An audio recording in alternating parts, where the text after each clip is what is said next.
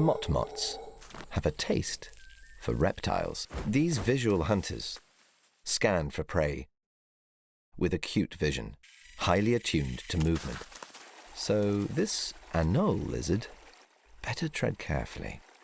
Whenever she freezes, the Motmot can't see her, but she can see him.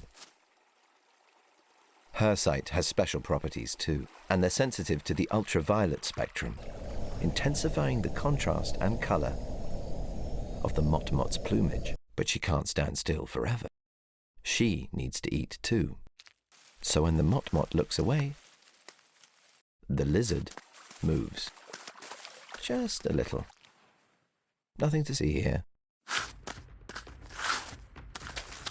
It's like they're playing red light, green light, only this is no game.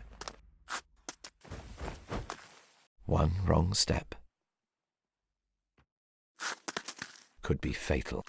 As the Motmot closes in, the lizard moves just out of range. But now, there's nowhere left to run.